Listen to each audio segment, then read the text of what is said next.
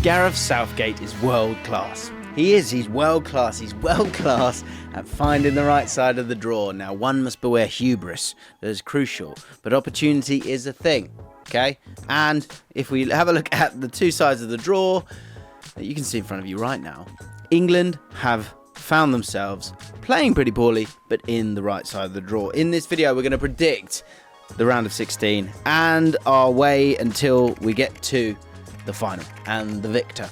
And I'll tell you now, it's going to get pretty interesting because, of course, we've had the group stage and it's been great fun.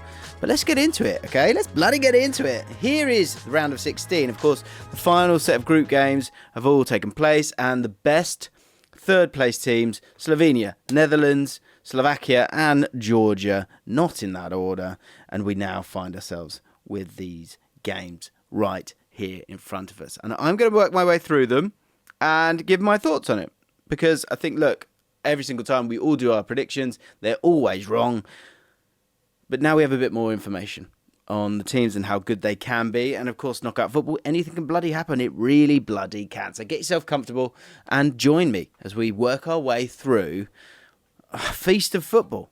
Speaking of feasts, during the Euros, you are drinking a lot, you are out a lot, you don't have much time, and that's why HelloFresh, I'm so pleased that they've sponsored the video this week because they've been crucial for me during the Euros, and it was so easy. You just download the app, you build your plan, and for me, it was about time. I wanted those quick fire recipes that are going to be tasty as well, and they saved me just to get my food ready for the kickoff of the Scotland game recently. I wanted to watch it. I didn't want to be sort of stepping into that kickoff time, and with a young son, I had to get him down to sleep, and he didn't sleep until 7:30. Thank goodness I had HelloFresh. I was able to put together a meal, and I had it on my plate, and God, it was good for the kickoff. My unique code is JamesF4L.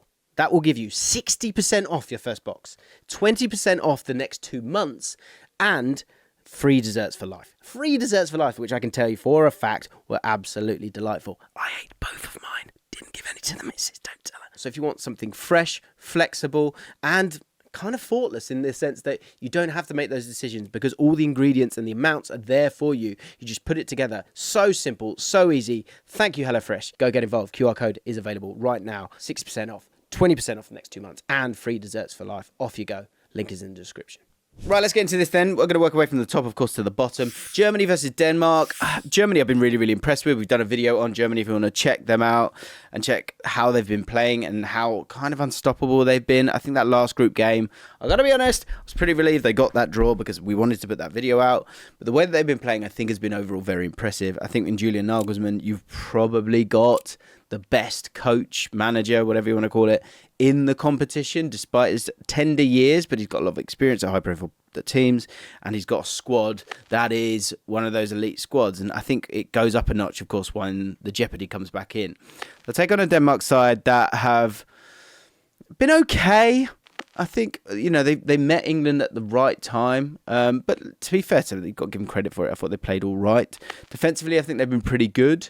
With Germany, what's really interesting here is that there have been calls for Havertz to be dropped and for Füllkrug to replace him. Now, I'm actually a big fan of Füllkrug, but I think with all of these teams, I think it's worth keeping in mind, you know, who needs to start and who needs to finish. Something we've been talking about a lot on the streams that we've been doing, talking about England.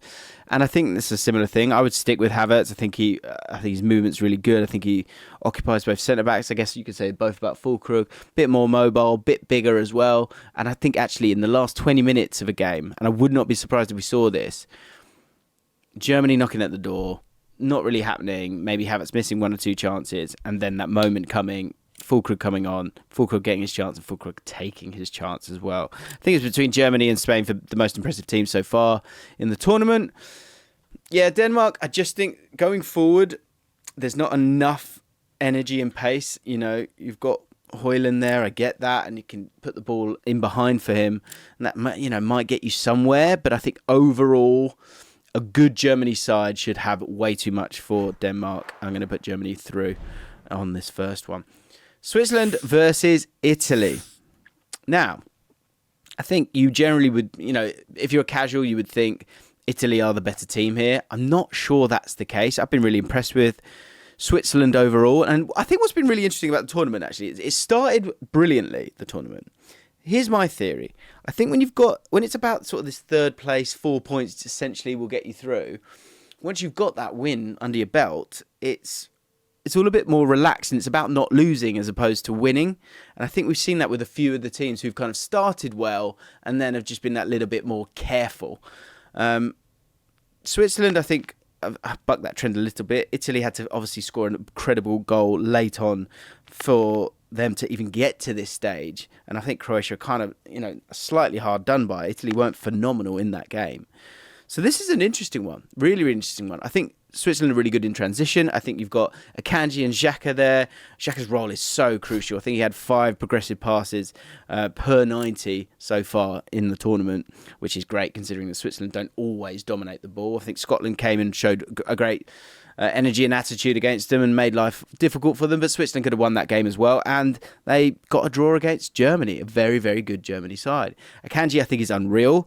And question for the comments, actually. I think because he's not gone for like crazy money, I feel like we're missing the point with him a little bit. I think he's, dare I say, I think he's one of the best centre-backs in the world. I think he's phenomenal, and he's playing brilliantly in this tournament.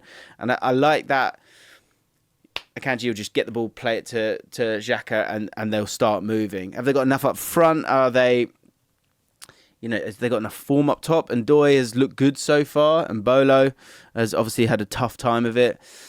And they come against an Italy side that I think are really lacklustre in attack. They've got that underdog mentality. They always have had that, and they've always kind of found a way at different times.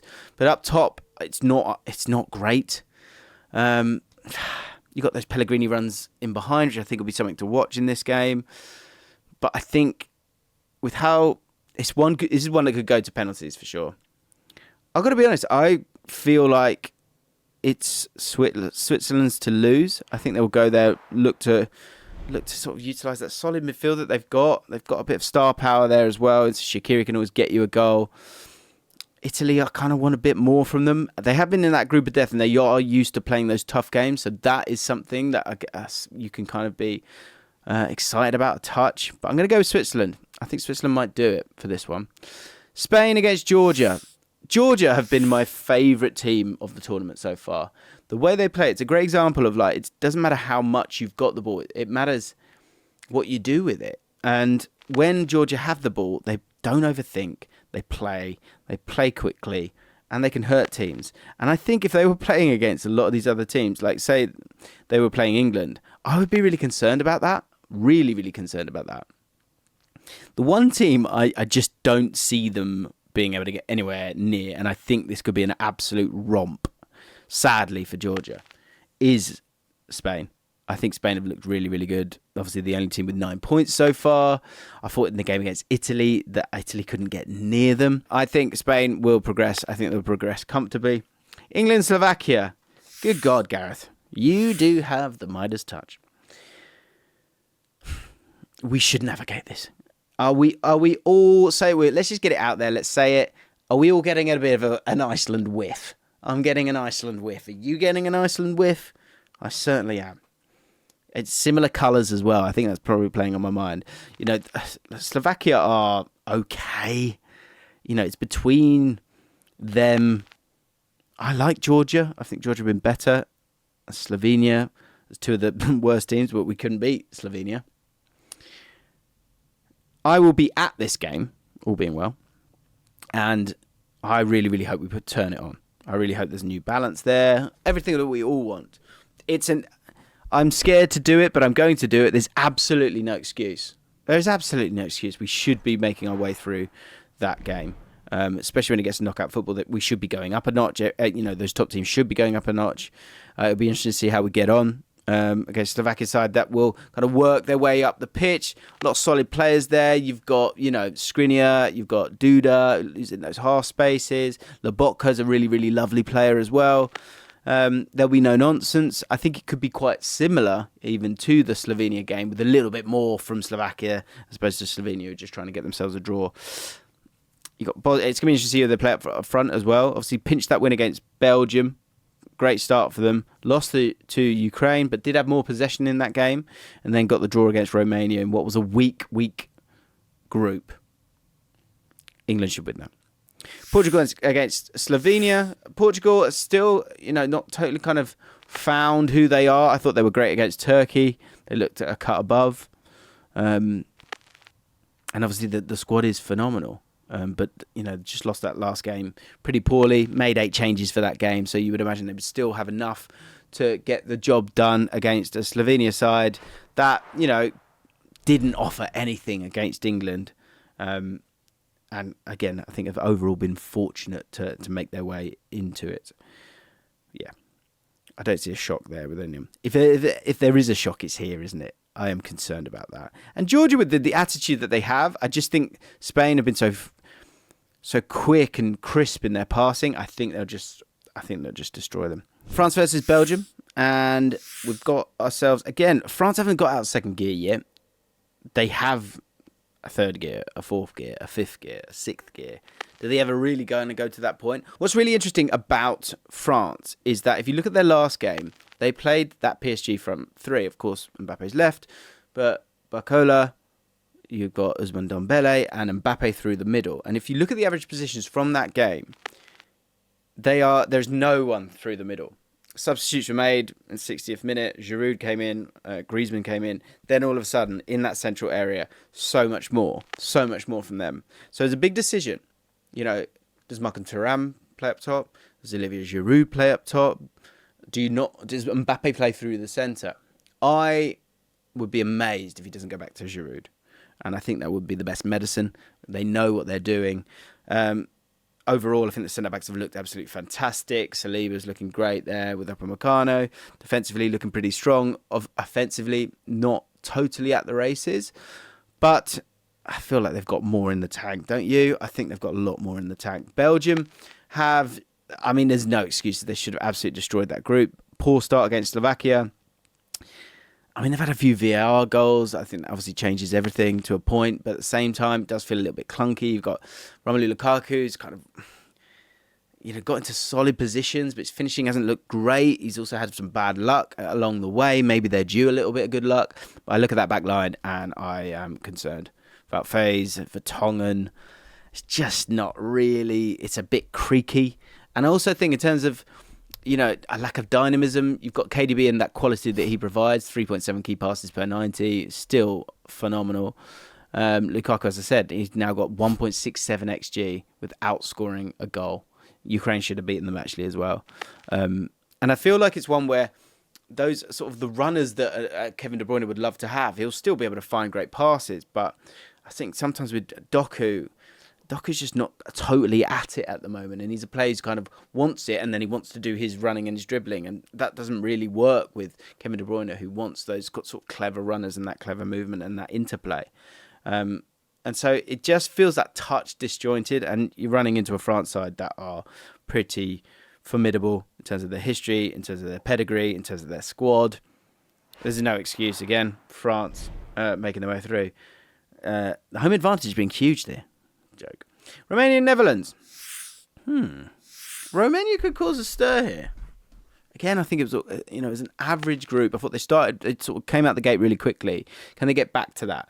Have they got the quality to go and do that? And what gear are Netherlands in? I thought it was going to be Netherlands against England. It's obviously not gone to be. Again, you should expect that the Netherlands make their way through, but I think they themselves are. No, it's not. I think they're struggling with the pressure. I think there's a lot of teams that are struggling with the pressure a little bit. And Belgium, of course, finishing second in their groups, just not good enough. And Netherlands finishing third. We did call that. We called that on the channel. We thought that would happen. We thought Austria would finish second in the group. They ended up, of course, winning the group. Netherlands, I think, would say JaackMaate, I think, still looks incredibly dangerous, especially at international level. It seems to suit him that little bit more. Depay's going to be over there with him on that left-hand side. Weghorst to come on. Should be enough to beat this Romania side. I think there's always a shock. This could be one because all is not well with the Netherlands. But the quality is there. I think the midfield is a funny one as well. You've got Schouten, he's just not de Jong. And I just think him and Veerman should be clicking a lot better. They played together at PSV. So when you're not seeing it, and we're not seeing it in that midfield, it's going to be interesting to see what he changes. I think maybe one of them might make way. I think Reinders has actually looked good. Xavi Simons comes in, and maybe we'll see it kind of finally click. The other decision that they've got to make is they played 3 different right-backs in the group stages. Need to figure that out. Do you want to play Frimpong, and you're essentially playing a back 3? Do you want to play Gertrudo, who's essentially playing as a 6 in the last game against Austria? Again, a good Austrian side. Netherlands should get through. Keep an eye on that one. I think Romania could maybe do something, but my gut is saying them. Now, Turkey, Austria. I think this could be the game of this round of 16. I think you've got 2 teams who are going to have a real go at each other. I think Ardagula, of course, being back is absolutely crucial for them. And it's that midfield. It's him and it's Çalhanoğlu that are going to be so crucial for them. But this Austria team is exactly that. It's a proper team. The names aren't really there. But, I mean, Sabitzer is an incredibly intelligent footballer playing in a very well put together team that has a very clear philosophy, which is something that Ragnick always kind of spoke about. And they're getting better game on game. Top the group of death. I think we've got to remember that. They're finding their goal-scoring form in the last couple of games as well. I think Arnautovic, really clever use of a guy who's not that mobile. He's being a bit of a hold-up man, but then with the press, you've got the guys pressing around him. And again, if you want to have a look at a heat map, you've got Arnautovic and then Sabitzer around him. And Sabitzer going absolutely everywhere. Baumgartner came on in the last game. Be interesting to see if he returns. And Sevald, I think, has been fantastic. I don't think anyone's put forward more tackles than him in that 6th position. So overall, just a really, really good team. I think Austria, I'm going to go with the team over the individuals. Turkey obviously have the individuals in someone like Ardagula. That could be really fascinating to see if he can go and do the business. But I think Austria will do it.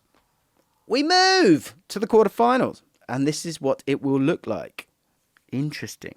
And of course, we've got to remember, you've got 2 sides of the draw. England are on an easier side of the draw. And there's a real opportunity here for England, as you're going to see. Spain against Germany, Portugal against France as one side of the bracket. Wow. That is ugly for all involved. But we're going to enjoy watching those games. It would therefore be England against Switzerland and the Netherlands against Austria. And I think the thing to remember here is that all of these teams, you would imagine, you would hope, aside from teams going through on penalties, the next stage, of course, is that they're going to be, the confidence will be up. There'll be a bit more momentum. They'll feel like it might be their year, right? Germany playing at home, let's remember that, against a very good Spain side. The 2 best teams will face each other in the quarterfinals, in my opinion. I want to come back to that. England, I'll come back to that as well. Portugal, France. Oh, my God. Real date with destiny, I think, for this Portugal team and Martinez, because I think, I'm fresh off the back of watching that Georgia result, and it's not great. And France have just been a bit bleh. I think before the tournament, I saw Portugal winning it. I haven't overly seen the fluency that I wanted to see. I wanted them to be at Spain's level. They have not been at Spain's level. And there's trying to get a lot of different pieces on the pitch. And he needs to settle down with what he really wants to be his starting 11, which will probably be the 11 against Turkey. I would go with France for that one. I think they'll start to find it. Especially once it gets to that point.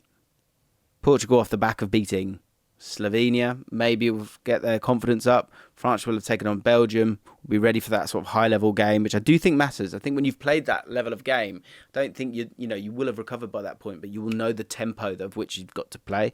And I think that could be really useful for France. I'm going to sneak France through here. Netherlands will then play Austria again, which is cool. Will Netherlands have learnt their lessons?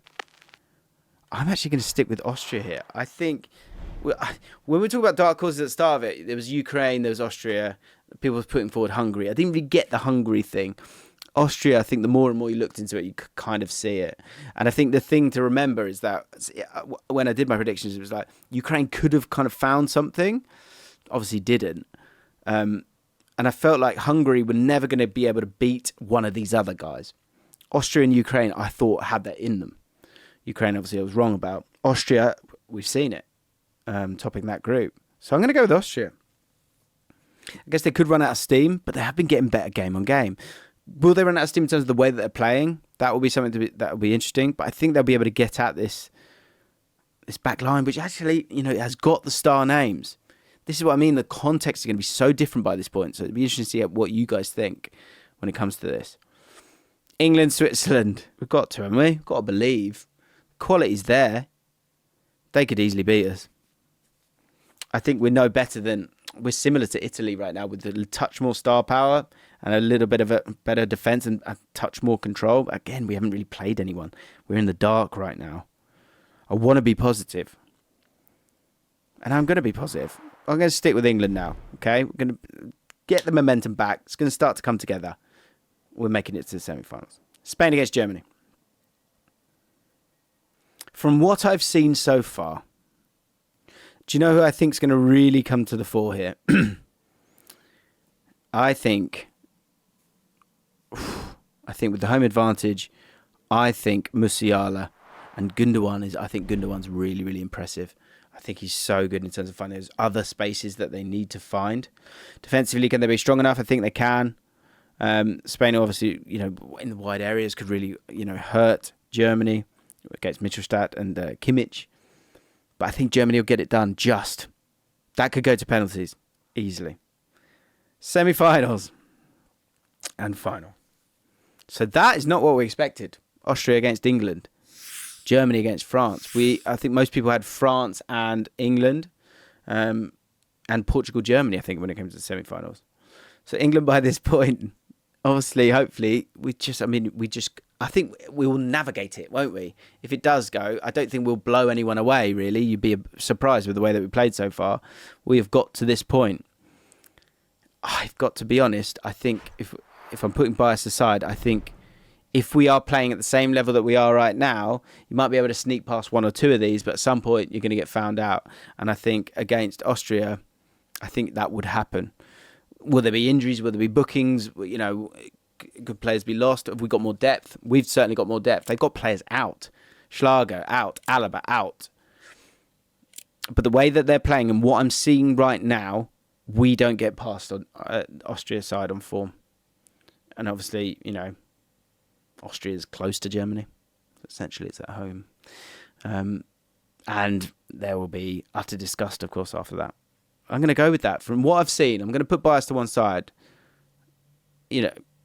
Switzerland, they could hurt us too. I think overall, you would hope that we've got a bit more. But the very specific style that Austria are playing, I think Austria could make a final. Crazy. Germany against France, which I think for many people would expect to maybe be the final.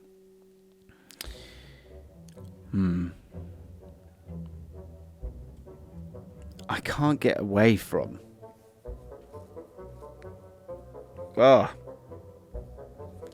home advantage, experience being the best. Wirtz and Musiala, Griezmann and Mbappe. N'Golo Kante. Cruz. Very different. I'm going to go with Germany. I think Germany will make it to the final. I think I've seen enough, I think there is enough quality there in the centre-back partnership I do like as well. The centre-backs of France are good though. And is there... do you know what? I can't go against Kante.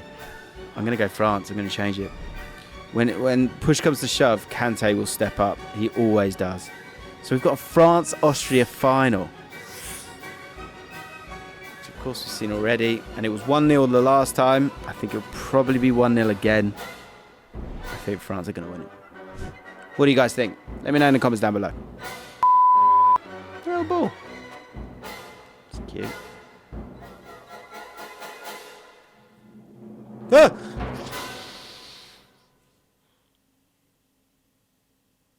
Were you just listening to me talk there? That's on camera.